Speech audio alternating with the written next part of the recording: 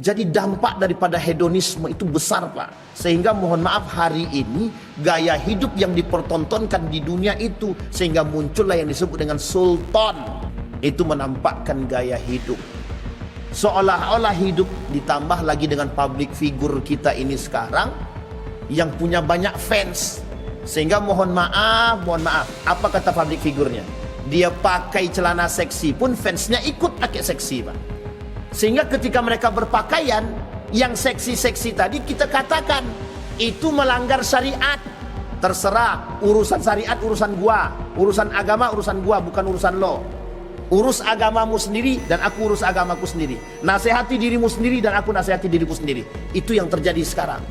Yang sekarang terjadi oleh Barat, cara menghancurkan Islam itu angkat gaya hidup dia. Kata kaum orientalis, salah satu cara untuk merubah pola pikir masyarakat orang-orang Islam itu rubah cara pandangnya. Jangan biarkan mereka menggunakan cara pandang Islami. Subuh hari ini kita mengkaji satu sikap karakter yang terjadi di tengah umat manusia hari ini. Namanya hedonisme. Apa namanya Bapak Ibu? Hedonisme. Hedonisme ini adalah satu sikap karakter perbuatan yang bertujuan untuk mencari kenikmatan dunia dengan berbagai model yang menjadi sandarannya adalah materi. Sehingga hedonisme ini berkaitan erat dengan kelompok materialisme. Kelompok apa namanya? Materialisme. Dalam bahasa sederhananya, ada manusia yang produktif, ada manusia yang konsumtif. Jika konsumtif dia atau consumption, kalau kata bahasa guru kami, kalau konsumsinya, sifat konsumsinya ini tidak bisa dibarengi dengan iman yang baik, atau kita keluarkan dulu dari konsep agama, jika seandainya sikap konsumsinya tidak berada di bawah kontrol yang baik, maka akan berdampak negatif pada diri dia dan keuangan dia. Tapi jika konsumsinya berada pada kontrol yang positif, bisa dikontrol dengan baik, maka bisa membuat kehidupan keluarga dia dan ekonominya baik. Sederhananya begini. Ada orang gaji 1,5 juta, tapi karena dia punya pola hidup konsumsi yang tinggi, kira-kira 1,5 juta itu habis berapa hari? Tak nunggu hari, Pak. Apalagi sekarang itu ada namanya pasar online. Tahu pasar online Bapak Ibu? Maka disebut oleh Nabi dalam hadisnya itu yataqarabul aswaq, pasar yang cepat, pasar yang semakin mendekat, yang semakin terasa dekat gitu. Ketika ada pasar online gitu, itu nampak sekali gaya hidup orang itu seperti apa tuh kelihatan itu.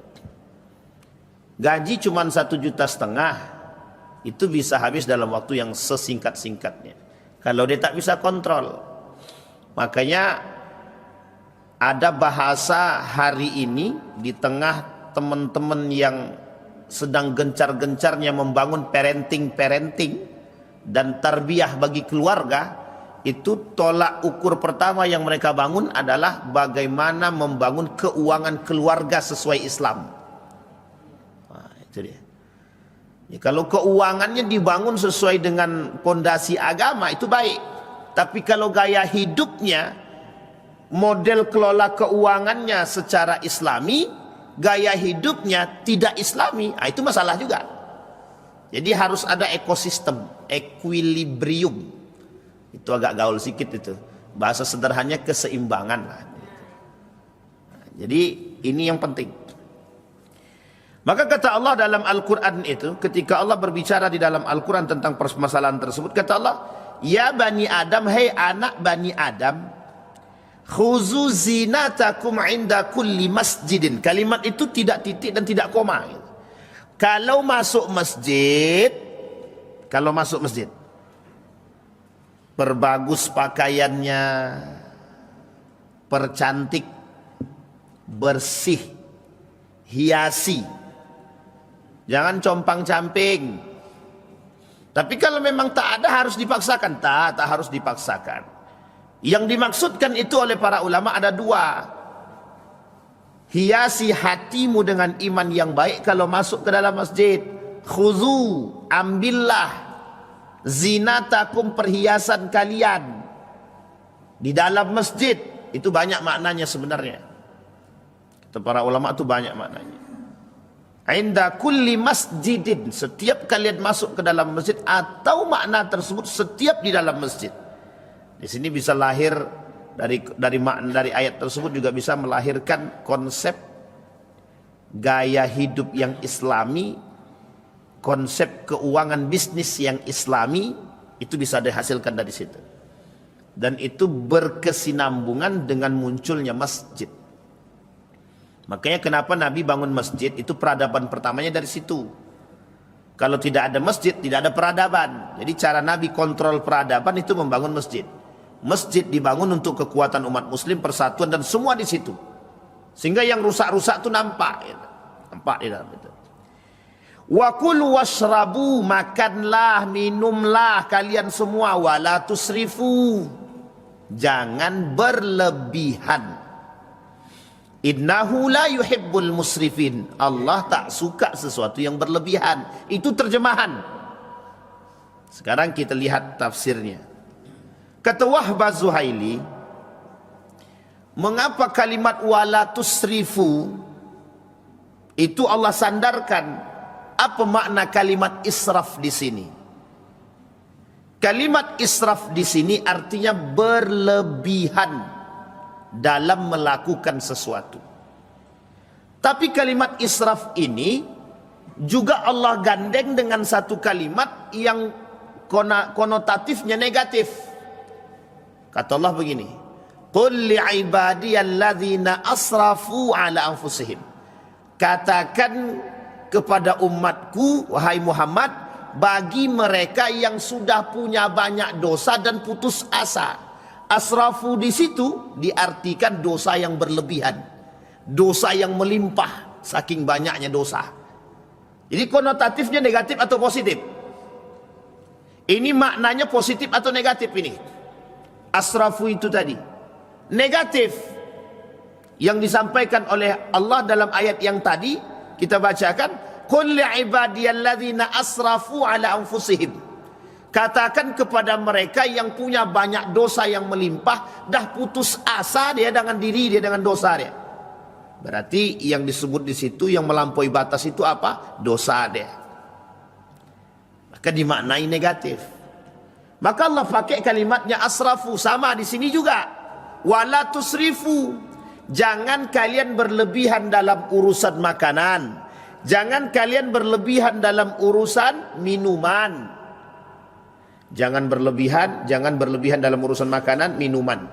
Dan ini mencakup pada semua bagian. Coba kita lihat pada ayat selanjutnya. Kata Allah, kulu min samarihi idza asmara wa atu yauma hasadihi wa la tusrifu innahu la yuhibbul musrifin. Hei orang-orang yang jualan, orang-orang yang sedang menanam tanaman, yang sedang membuahkan durian yang sudah berbuah, mangganya, jeruknya dan lain sebagainya. Tapi kalimat tersebut Allah gandeng. Apa kata Allah gandeng itu? Kalian yang punya banyak buah-buahan, tanam-tanaman, yang punya banyak bisnis, yang punya banyak apapun, hati-hati loh kata Allah.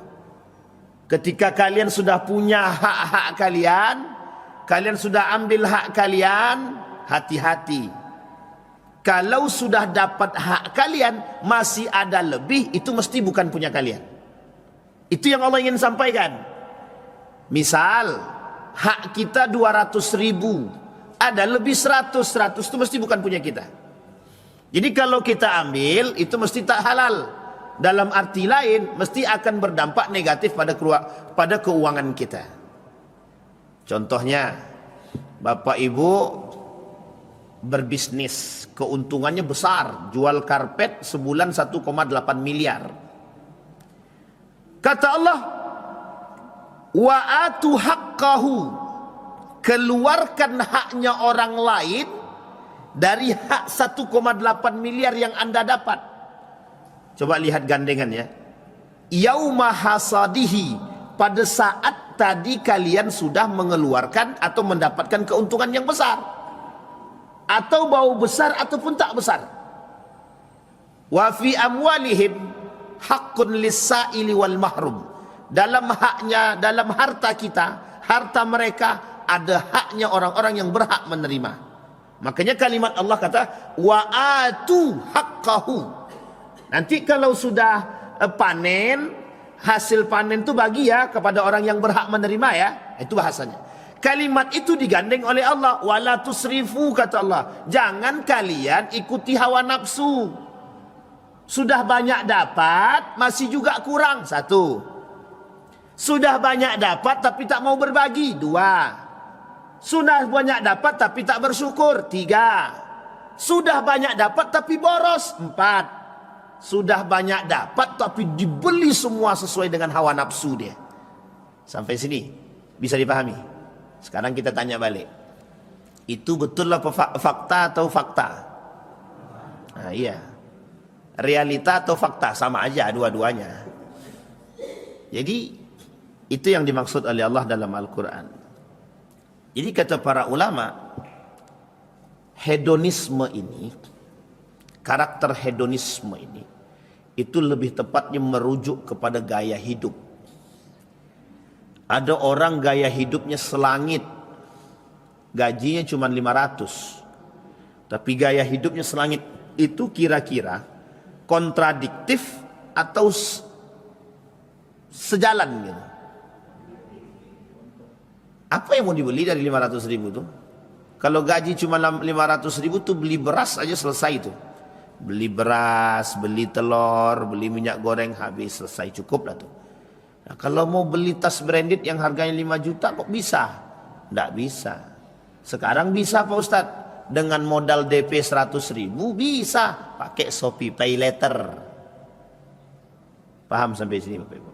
Sehingga orang miskin, orang tak bukan miskin ya, orang tidak mampu, bisa dia beli mobil dengan gaji bulanannya 1,5 juta. Bisa dia beli mobil. Ada orang gaji 5 juta, jangankan mobil, sepeda motor aja minjem. Sampai sini bisa dipahami maksud kalimat ini? Bisa ya Bapak Ibu ya? Jadi Bapak Ibu, ada orang gaji 500.000 merasa cukup. Ada orang gaji 50 juta sebulan tak cukup-cukup. Bisa dibandingkan dengan permisalan pertama dengan kedua. Ada orang gaji 500.000 tapi bisa beli mobil. Ada orang gaji 5 juta beli motor pun susah. Nah, ini permisalan pertama. Ada orang gaji 500.000 merasa dengan kecukupan yang tinggi, selalu terasa tercukupi. Ada orang gaji 50 juta tapi tak pernah rasa cukup. Dua permisalan ini bisa diambil ibrahnya, tahu Bapak Ibu ya. Nanti kita coba pretel itu. Dalam permisalan ini, pada permisalan pertama ada orang yang gajinya 500.000 tapi dia bisa beli mobil. Kok bisa? Sekarang apa yang tak bisa dilakukan? Cukup dengan KTP bisa pinjaman online. Cukup dengan KTP saja atau sekarang tanpa KTP. Cukup foto saja bisa dapat pinjaman sekian ratus juta dan bisa beli mobil. Bisa beli ini, bisa beli itu. Artinya Manusia dengan skala kapasitas yang tidak memadai, tapi karena gaya hidup dan dorongan hawa nafsu yang tinggi, akhirnya bisa membeli sesuatu yang seharusnya tidak bisa dia lakukan. Pertanyaan pertama, apa yang menyebabkan dia seperti itu? Yang pertama, dorongan hawa nafsu. Pertanyaannya, dorongan hawa nafsu ini bisa naik karena apa? Karena gaya hidup. Pertanyaannya, dari mana dia bisa mendapatkan gaya hidup seperti itu? Dari kawan bergaulnya, lingkungannya. Ada ibu-ibu pergi ngaji, tapi setiap ibu-ibu pergi ngaji yang diomongkan tasnya baru. Kira-kira kontradiktif atau sejalan itu makna. Masuk masjid tapi yang dilihatkan tas barunya. Dengarin baik-baik Pak, ini kalimatnya sederhana ya Bapak Ibu ya. Masuk masjid tapi yang diperlihatkan tasnya. Apa maksudnya? Masjid tak sesuai dengan porsinya, satu. Artinya mereka memperbincangkan sesuatu yang seharusnya tidak diperbincangkan di situ. Artinya masjid saja tempat yang mulia tidak mampu menjadi lisan mereka terkontrol untuk berbicara dan berbuat pada satu hal yang tidak dimungkinkan, tapi mereka lakukan. Sampai sini paham ya Bapak Ibu ya.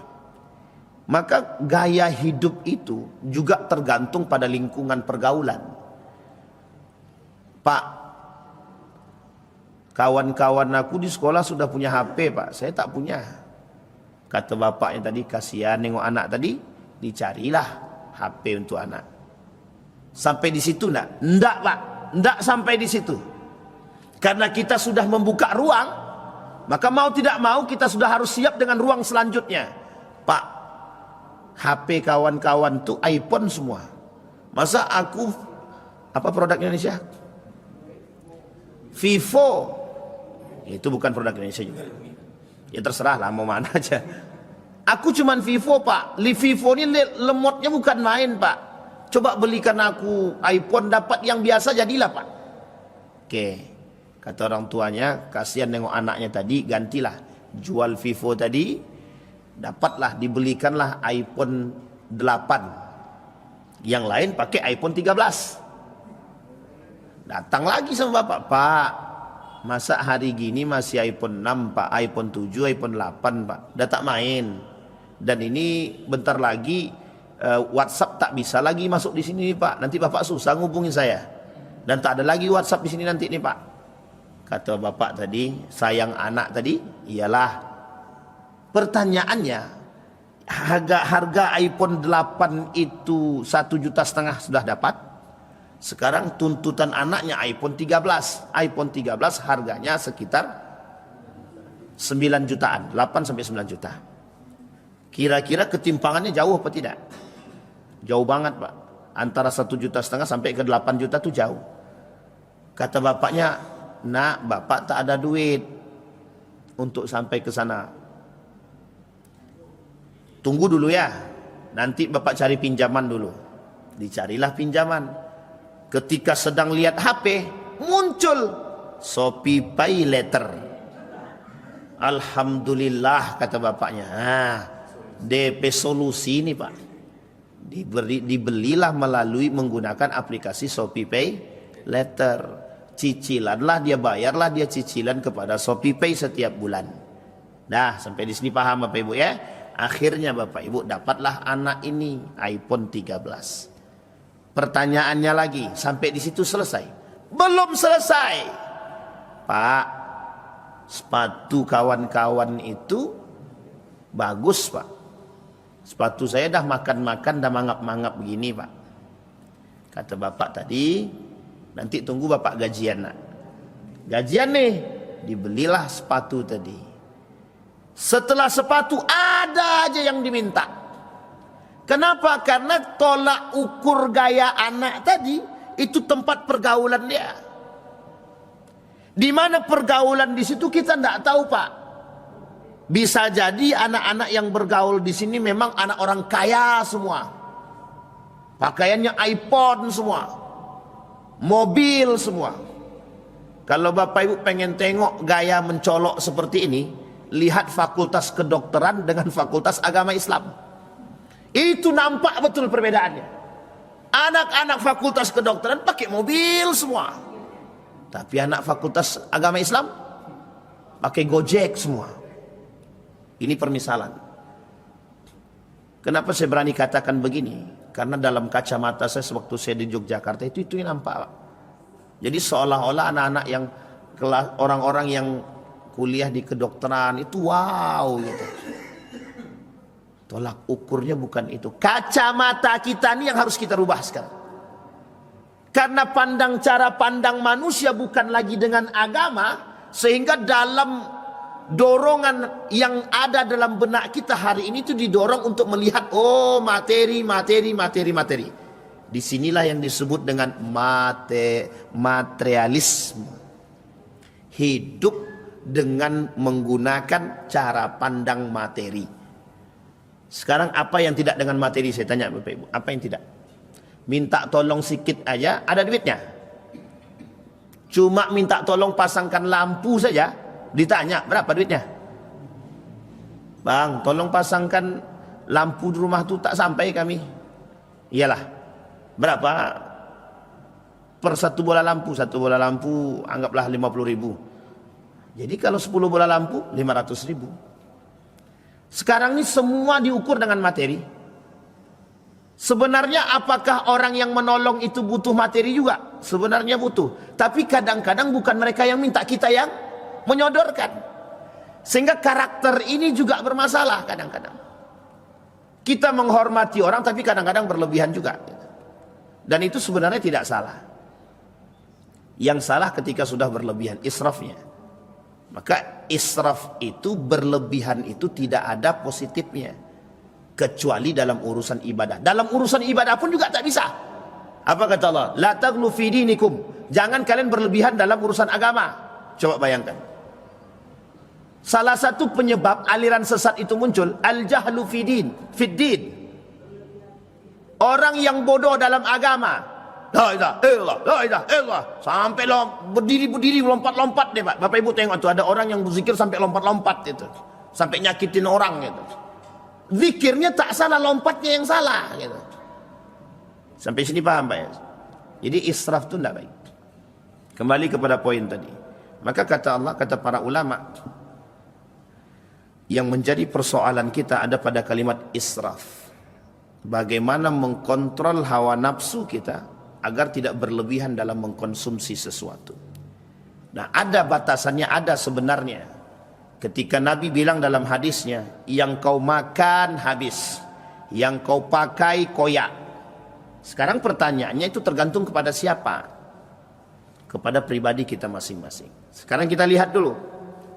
Apakah hedonisme ini memang karakter yang timbul dari pribadi manusia atau memang dibuat? Atau memang dibuat? Kita lihat. Kita tak usah merujuk jauh, kita tengok dalam sejarah Islam. Kita mulai daripada sejarah dinasti Umayyah. Di akhir kepemimpinan dinasti Umayyah, semua orang, para kerajaan itu mulai mencoba memperebutkan kekuasaan.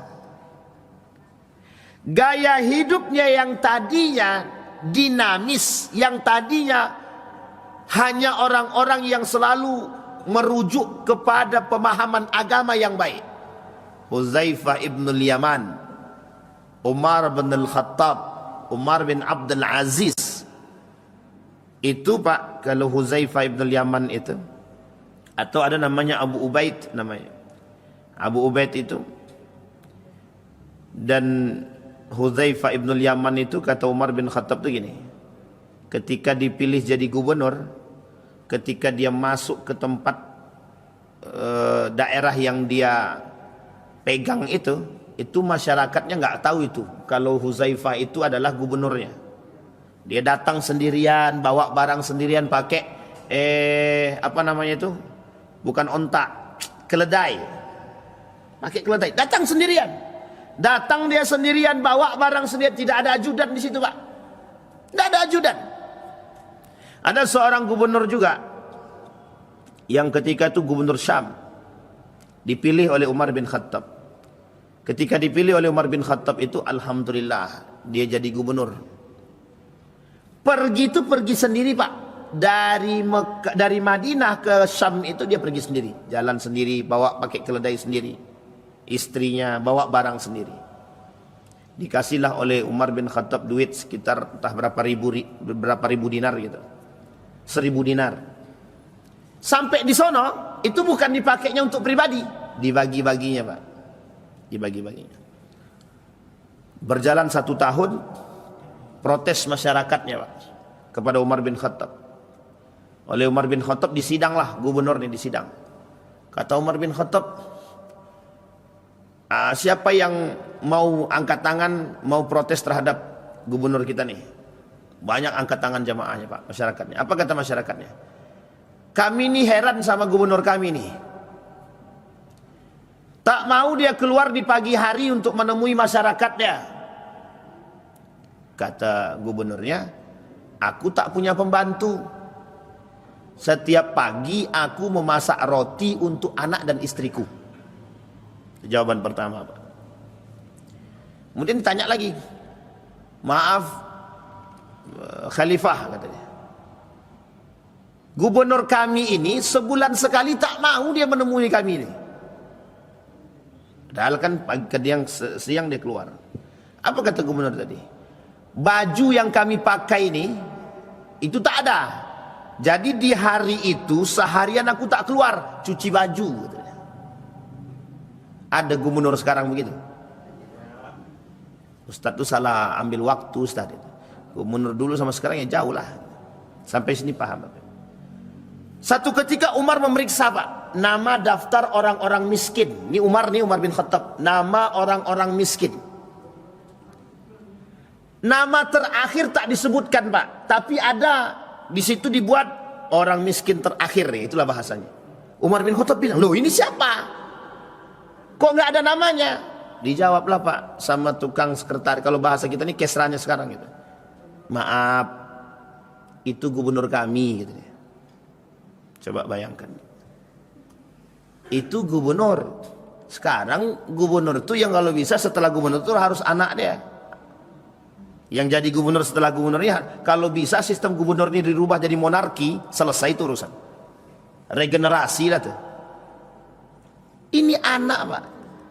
Apa kata Umar bin Khattab? Aku tak mau anakku mewariskan tahtaku, tak mau. Coba bayangkan, Umar bin Khattab. Makanya dalam sejarah Islam itu, nepotisme nepotisme pertama itu dilakukan oleh Muawiyah bin Abi Sufyan, yang menunjuk anaknya langsung sebagai khalifah mengganti Muawiyah bin Abi Sufyan, yang itu yaitu adalah Yazid bin Muawiyah. Itu pertama kali dalam sejarah Islam itu. Kita rujuk kepada dinasti Umayyah itu. Coba bayangkan, karakter Yazid ini itu poya-poya semua. Hidup dalam kemewahan karena anak daripada khalifah. Hidup dalam kemewahan, suka poya-poya, suka minuman keras. Dan ini gaya hidup Pak. Dan dialah karena dia anak khalifah, orang tak bisa berbuat apa-apa, takut. Sampai sini paham ya? Sehingga lingkungan itu dibentuk. Bukan hanya terbentuk, tapi dibentuk. Berkumpul, mohon maaf ya ibu-ibu ya, berkumpul ibu-ibu sosialita. Ngaji-ngaji. Tapi mohon maaf, ada ketimpangan di situ. Kenapa harus dinamakan ibu-ibu sosialita? Jadi yang bisa gabung situ yang kaya-kaya, yang miskin tak bisa gabung. Yang tak mampu tak bisa gabung. Ini masalah juga. Sampai sini paham. Sehingga lingkungan itu dibentuk. Makanya ini yang kita maksud. Nah sekarang kita lihat. Ketika dinasti Umayyah di akhir kepemimpinan, itu gaya hidup para penguasanya sudah berbeda. Sudah berbeda.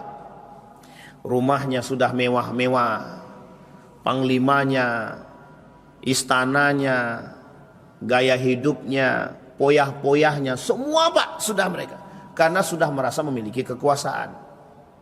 Pertanyaannya, mengapa itu bisa terjadi? Karena mereka kekurangan iman, du'ful iman, lemah iman, du'ful ilmi, lemah ilmu. Tapi ada satu, tinggi nafsu. Sehingga syaitan berhasil menghasut hawa nafsu, dorongan tinggi, semua karena memiliki sesuatu dan kelebihan. Ini bahayanya kalau pemimpin tidak punya iman. Akhirnya yang terjadi apa? Di akhir kepemimpinan dinasti Umayyah, rata-rata para penguasa ingin memperkaya diri. Akhirnya yang terjadi apa? Runtuh dinasti Umayyah, direbut paksa kembali oleh dinasti Abbasiyah. Dinasti Abbasiyah awal-awalnya baik, akhir kepemimpinan dinasti Abbasiyah sama kelakuannya. Dimasukkan unsur-unsur pemahaman sekulerisme dan israf itu. Semua penuh dengan israf. Semuanya Pak penuh dengan israf. Belanjanya israf. Makanan banyak yang terbengkalai. Kita perhatikan sekarang. Ini saya kasih tahu Bapak Ibu. Kira-kira kalau Bapak Ibu datang dijamu oleh pimpinan, kira-kira makanan yang disediakan banyak apa sedikit? Banyak. Sekarang pertanyaannya itu habis tak apa tidak? Tak usah jauh-jauh Pak. Tak usah jauh-jauh. Kita duduk rame-rame makan lontong, dikasih aqua gelas. Pernah tidak berpikir aqua gelas itu harus kita habiskan atau kita tinggalkan? Harusnya kan kita habiskan Pak. Tapi ngapa kita tabzir? Dan uniknya tabzir itu semua orang pandangnya tahu salah. Cara pandang kita semua dengan agama nih paham itu salah Ustaz. Iya salah. Tapi tetap kita lakukan Pak. Tetap kita tinggalkan sedikit. Ada aja tinggal. Kadang mohon maaf sudah kita minum kita tinggalkan. Tidak ada dosa sama sekali dalam hati kita kalau itu adalah tabzir. Tak ada dosa. Pertanyaannya mengapa? Karena kita sudah terbiasa dengan hal-hal demikian. Jadi Bapak Ibu, itu tak sampai ke hedonisme seharusnya gitu. Tapi begitulah keadaan hidup manusia sekarang. Coba bayangkan jika satu nasi tadi berbicara di hadapan Allah, ya Allah, aku tidak dimakan sama si Ardi. Satu biji Pak. Kalau 5 biji, 5 bijinya protes sama Tuhan. Tabzirnya besar. Tapi sekarang begitu Pak. Kalau Bapak Ibu beli nasi Padang, kira-kira itu porsinya untuk 1 orang atau 2 orang? Pertanyaannya, kenapa diminta begitu? Kan bisa kita bilang, Bu, Pak, setengah saja jadilah. Harganya tetap ya, mau tetap mau tidak lantaklah. Tapi kalau kita beli semua, kita tak habis. Aku nih Ustaz, pokoknya sengaja beli begitu biar bisa berbagi dengan kucing. Alasan, bilang aja tak sampai selesai makan itu, karena tak sanggup. Artinya siapa yang kontrol? Kita. Sama Pak, dengan hidup tuh begitu. Kenapa manusia tak puas? Beli 1 mobil dia tak puas, 2 mobil dia tak puas, 3 mobil tak puas, garasi tak cukup, beli baru. Pertanyaannya, tak akan ada puas-puasnya Pak. Kenapa? Tolak ukur pandang kita orang yang di atas kita Pak. Maka kata peribahasa, dalam peribahasa itu, kalau lihat orang di atas kita, jangan tengok hartanya, tapi tengok akhlak dan adabnya. Tapi kalau kita melihat orang di bawah kita, jangan tengok hartanya, tapi tengoklah, jangan tengok hadapnya saja, tapi tengok akhlaknya. Tapi tengok hartanya. Apa tujuannya? Agar kita bersyukur. Tengok di atas, oh alhamdulillah, si fulan mobilnya 3 tapi tidak punya akhlak. Masih mending aku mobil 1 tapi akhlaknya ada. Tapi tidak boleh pula Bapak Ibu ngomong. Datang ke rumah orang itu, alhamdulillah fulan, aku tahu mobil kau 3 tapi kau tak punya akhlak. Tak boleh. Tidak boleh Pak, tidak boleh. Tapi yang kata para ulama dalam peribahasa tersebut, tujuannya agar kita bersyukur. Yang kita jadikan tolak ukur pandangan kita bukan materi, tapi adab. Tapi kalau orang di bawah kita, kata para ulama dalam syair tadi, tengok hartanya. Kenapa? Agar kau bersyukur. Alhamdulillah dia punya sepeda, aku punya motor. Alhamdulillah dia punya motor, aku punya mobil. Alhamdulillah dia punya mobil, aku punya kereta api. Sampai sini paham Bapak Ibu? Jadi ada rasa syukur selalu yang kita tampung. Gaya hidup hedonisme ini bukan terjadi tapi dibuat. Siapa yang buat? Cara pandang ekonomi itu begitu Pak. Carilah keuntungan sebesar mungkin. Satu. Yang kedua, carilah kebahagiaan sesuka hatimu. Sehingga mohon maaf Pak, orang yang punya duit dia bisa beli apapun yang dia mau. Saya ceritakan Bapak Ibu. Seorang bapak-bapak pakaiannya biasa saja. Sangat tidak nampak kalau dia orang kaya. Pendapatan per bulannya 1,8 miliar bersih. Dia tukang jual karpet. Penjual karpet pendapatan bersihnya 1,8 miliar per bulan. Bapak Ibu tahu dia ke masjid pakai apa? Sendal jepit. Jalan kaki pakai baju, itulah baju-bajunya satu-satunya yang selalu saya tengok setiap dia datang. Dan tidak ada rapi-rapinya pakai kain sarung. Dalam benak saya ini orang tak bisa pakai kain sarung atau tidak, itu saya dalam benak saya. Tapi dah tua. Mau dicaci tak enak, dia tua kan? Tak mungkin.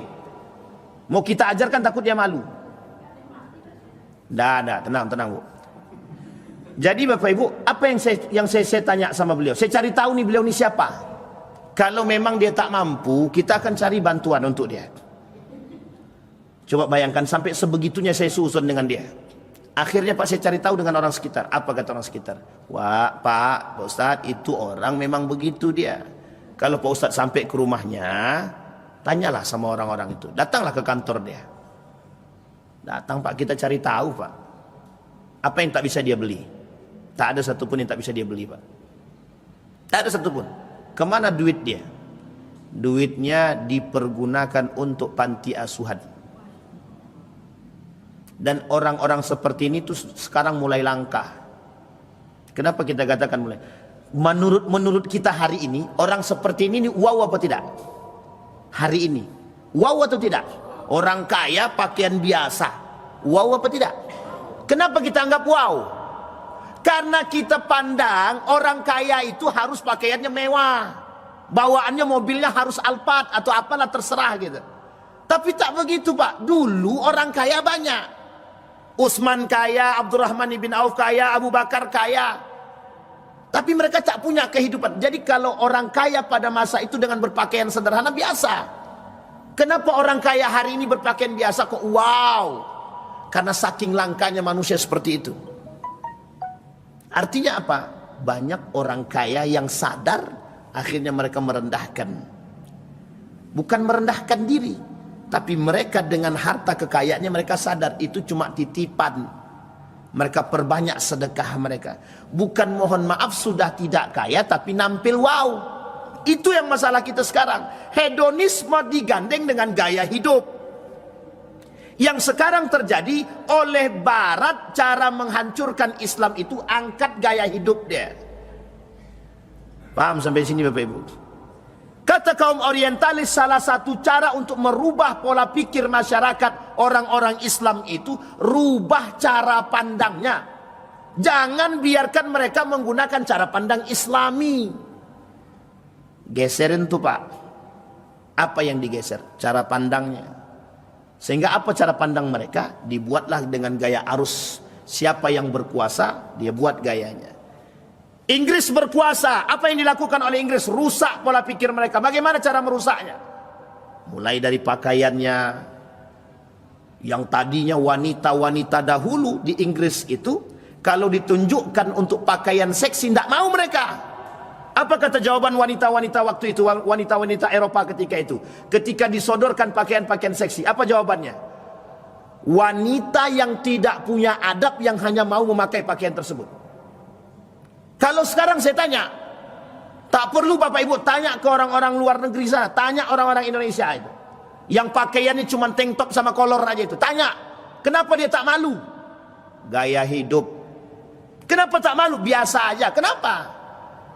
Karena sudah lingkungan itu sudah dibentuk. Rasa malu itu ditarik. Ini bukan persoalan agama, tapi dalam strukturnya begitu. Misal saya ambil contoh. Ada satu orang perempuan atau bapak-bapak membiasakan pakaian yang seksi. Membiasakan. Kira-kira dapat cibiran dapat tidak? Dapat cibiran. Dia tahan nih Pak, cibiran itu dia tahan. Ditahannya cibiran itu. Lambat laun ada orang public figure yang ikut pakaian begitu. Kira-kira dicibir atau diikuti? Fansnya public figure tadi ikut. Sampai sini paham? Akhirnya apa? Yang tadinya tabu menjadi tidak. Begitu keadaan kita sekarang. Makanya kehidupan sekarang itu kenapa tidak tabu? Orang korupsi tidak tabu. Orang berpakaian seksi tidak tabu. Orang yang mohon maaf israf dalam hartanya tak tabu. Karena berkumpullah para pelaku-pelaku israf itu semua. Sehingga tak ada yang melihat itu. Tak ada yang melarang. Tak ada yang mencegah kecuali agama. Makanya Bapak Ibu mohon maaf. Agama datang memberikan pelajaran. Hei, jangan kalian israf, tapi masih israf juga. Hei, jangan kalian berlebihan dalam pakaian, tapi masih juga. Sekarang saya tanya Bapak Ibu, sejak kapan Indonesia punya gaya hidup tank topan? Sejak kapan? Tidak ada Pak. Sejak kapan gaya hidup Indonesia itu orang-orang pakaiannya seksi? Sejak kapan? Sejak arus liberalisme masuk, runtuhnya Turki Utsmani, Indonesia dipengaruhi, selesai urusan Pak. Kerjasama selesai. Siapa yang bawa public figure? Apa kata public figure? Sudah saatnya Indonesia berpikir liberal dan sekuler. Apa maksudnya berpikiran bebas seolah-olah itu kreatif? Akhirnya mohon maaf, ciuman tengah jalan pun dianggap kreatif. Bapak Ibu kalau mau lihat ini, datanglah ke Bandung. Datang ke Bandung tuh Pak. Zina tengah jalan aja itu sudah. Akhir zaman itu selesai Pak. Dalam pembahasan akhir zaman itu sudah terjadi tuh. Zaharatuz zina. Zina itu tersebar. Nah, itu sekarang tuh. Tidak perlu kita repot-repot cari. Dari mana asalnya Pak? Dari gaya hidup pergaulan Pak. Makanya dari gaya hidup yang tidak islami, yang sekuler tadi, melahirkan yang disebut dengan pergaulan bebas. Sekarang kita lihat apa dampak daripada perbuatan hedonisme tersebut. Satu, dalam rumah tangga. Kita akan berusaha mengada-adakan sesuatu yang tidak ada. Contohnya, Ustaz, kami ini gajinya cuma sekian. Tapi maaf Ustaz, anak 2, kadang kasihan Ustaz, panas-panas Pak Ustaz. Jadi gimana lah Pak Ustaz? Boleh enggak kami beli mobil Pak Ustaz? Iya beli silahkan asal ada duitnya. Tapi mohon maaf Ustaz, kami mau kredit Ustaz. Pak sampai sini paham ya? Sekarang kalau mau pinjam duit, ukur kemampuan. Jangan kita beli mobil cicilannya 2,5 juta, gaji kita cuma 1,5 juta. Mohon maaf Bapak Ibu, ketinggian mimpinya. Tapi Pak Ustaz, kalau kami tidak seperti ini, kami tidak akan pernah punya mobil, tidak akan pernah. Sehingga datang solusi. Apa solusi tadi? Solusinya cicilan. Bahkan ditawarkan tanpa DP. Siapa yang tak mau? Beli mobil harga 125 juta, DP-nya 5 juta. Pernah terjadi Bapak Ibu? Pernah. Kapan? Masa Presiden Jokowi. Dibuatlah kendaraan murah lingkungan, ramah lingkungan. Bukan SMK. Ada mobil Agya itu dulu, itu di bawah 100 juta itu mobil Agya itu. Tanpa DP. Bahkan DP 2 juta kata dia. Bisa dapat mobil Agya. Meskipun sekali hantu itu hancur dulu. Tapi pertanyaannya adalah ketika kebijakan itu keluar apa yang terjadi? Berbondong-bondong orang membeli mobil Pak. Coba bayangkan. Artinya kebijakan mempengaruhi terhadap proses gaya hidup. Sampai di sini paham Bapak Ibu? Sekarang kita lihat bagaimana cara Islam menanggulangi atau menyikapi perbuatan tersebut. Yang pertama, kita harus menjauh dari sikap israf berlebihan, baik dalam urusan makanan maupun dalam urusan pakaian, minuman dan lain sebagainya. Yang kedua, selalu merasa bersyukur. Bagaimana caranya? Tengok orang di bawah kita. Jangan tengok di atas. Kalau tengok di atas selesai pak. Bang, tetangga kita gubernur bang, kapan abang jadi menteri? Sampai sini paham Bapak Ibu ya. Ini harus difikirkan sebaik-baik pak. Dan tanamkan kepada anak itu jangan pernah ada punya rasa ketidakpuasan. Warda bima qasama Allah takun aghnan nas, yang paling kaya itu yang begitu. Orang yang ridho dengan apa yang Allah berikan. Kata anaknya, "Pak, panas Pak, belilah AC Pak, padahal kipas angin ada." Kata bapaknya, "Ntar nak, kalau bapak gajian bapak beli AC." Harusnya bukan begitu. Nah, orang di luar sana jangankan kipas angin, kipas tangan aja tak punya. Tapi kita kan tak begitu kepada anak. Kasihan Ustaz, anak kasihan, kepanasan dia. Jadi gara-gara kepanasan tadi kita rela menghinakan diri kita dengan membeli, dengan meminjam uang. Sampai sini paham Bapak Ibu? Kita Islam belajar untuk qanaah terhadap apa yang Allah berikan. Itu susah Pak. Apalagi zaman sekarang nih, susahnya bukan main.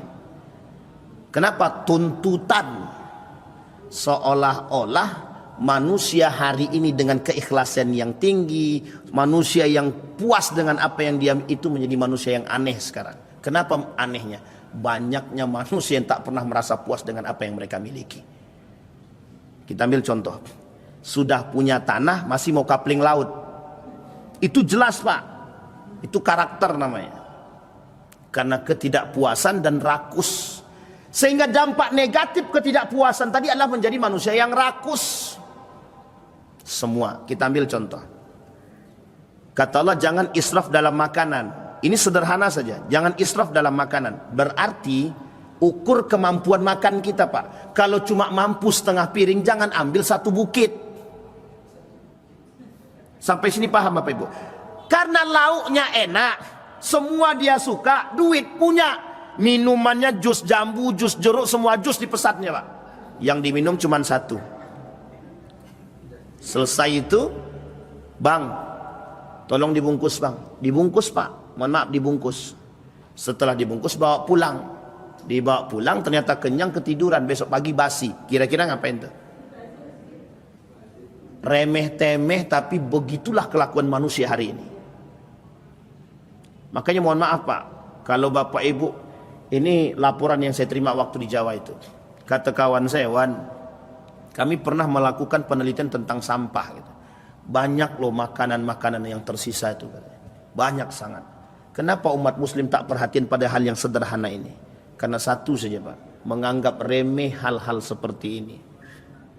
Karena tak pernah bisa mau anak makan karena sudah kenyang. Udah anak tak usah, tak usah habiskan lagi, biar jelas udah kenyang kok, udah kenyang. Akhirnya sisa Pak. Mending kalau orang tuanya mau makan sisa anaknya Pak. Akhirnya Pak dimasukkan, dibuang. Tabzir lagi kita buat. Hampir setiap hari kita tabzir di rumah. Tapi apa peduli orang tua terhadap tabzir? Tak ada. Karena tidak punya iman sama sekali. Sampai di sini bisa dipahami Bapak. Yang keempat, bangun kembali. Kata guru saya Profesor Dr. Hamid Fahmi Zarkasi itu, bangun kembali gaya hidup yang islami. Merasa cukup dengan seadanya. Makanlah sesuai dengan porsi yang kita makan. Minumlah yang sesuai kita minum. Karena mohon maaf Pak, kalau sudah kenyang Pak, dah selesai urusan itu Pak. Tidak ada lagi. Seenak apapun itu tak akan masuk lagi dalam perut kita. Tak akan masuk Pak. Kenapa saya katakan tak akan masuk? Karena sudah tak sanggup untuk menerima. Sehingga mohon maaf kalau tetap masih dipaksakan, ada dua kemungkinan. Muntah atau mendatangkan penyakit. Selesai Pak. Pas lagi makan penyakit datang, mati dia langsung selesai. Ada nikmatnya? Tidak ada Pak. Na'udzubillah. Sampai di sini bisa dipahami Pak. Jadi dampak daripada hedonisme itu besar Pak. Sehingga mohon maaf hari ini gaya hidup yang dipertontonkan di dunia itu, sehingga muncullah yang disebut dengan sultan. Itu menampakkan gaya hidup. Seolah-olah hidup, ditambah lagi dengan public figure kita ini sekarang yang punya banyak fans. Sehingga mohon maaf, apa kata public figurnya? Dia pakai celana seksi pun fansnya ikut pakai seksi Pak. Sehingga ketika mereka berpakaian yang seksi-seksi tadi, kita katakan itu melanggar syariat. terserah, urusan syariat urusan gua, urusan agama urusan gua, bukan urusan lo. Urus agamamu sendiri dan aku urus agamaku sendiri. Nasihati dirimu sendiri dan aku nasihati diriku sendiri. Itu yang terjadi sekarang. Mengapa kita susah menasihati anak? Nak, jangan pakai celana jin juga, nak. Jangan pakai celana jin. Jangan pakai celana pendek, Pak. Bapak ni tak gaul. Kita cuma diomongkan begitu. Setelah anak bilang begitu, kita diam aja, Pak. Tidak ada apa-apanya. Yang kelima. Apa kata guru saya yang kelima? Jadikan Al-Quran sebagai pedoman kehidupan. Kembalikan Al-Quran. Reinterpretasi terhadap Al-Quran dalam kehidupan. Kembalikan makna Al-Quran itu di dalam kehidupan kita. Jangan hanya sekedar dibaca tapi tak diamalkan. Sama halnya dengan apa yang kita sampaikan pagi ini. Bapak Ibu sudah mengerti bagaimana konsep hedonisme dan materialisme itu. Tanamkan dalam rumah kita. Kalau ada anak tabzir, sampaikan. Kalau ada anak yang mau membeli barang sementara dia sudah punya barang tersebut dan barang itu belum rusak, kenapa harus kita belikan juga? Termasuk dalam urusan pakaiannya. Kontrol hawa nafsu kita sendiri terhadap anak. Kontrol hawa nafsu anak terhadap barang-barang beli belanjaan dia. Sehingga kita tidak menjadi manusia atau keluarga yang menjunjung tinggi materialisme dan hedonisme. Dampak negatifnya besar. Kelak kita punya generasi yang tidak mau puas dengan apa yang kita miliki. Na'udzubillah, summa na'udzubillah. Ada pertanyaan Pak Ibu? Tidak ada, alhamdulillah. Mesti tak ada kalau dah jam segini tuh. Aman Bapak Ibu? Maka kesimpulannya dari apa yang saya sampaikan tadi, kembalilah kepada pemahaman yang baik daripada Al-Quran. Tanamkan. Jangan cuma sekedar belajar tapi kita tak tanamkan. Kita tanamkan dalam kehidupan kita sehari-hari. Insya Allah Islam akan kembali naik. Ya'lu wa la yu'la alaihi, insya Allah. Islam itu tinggi.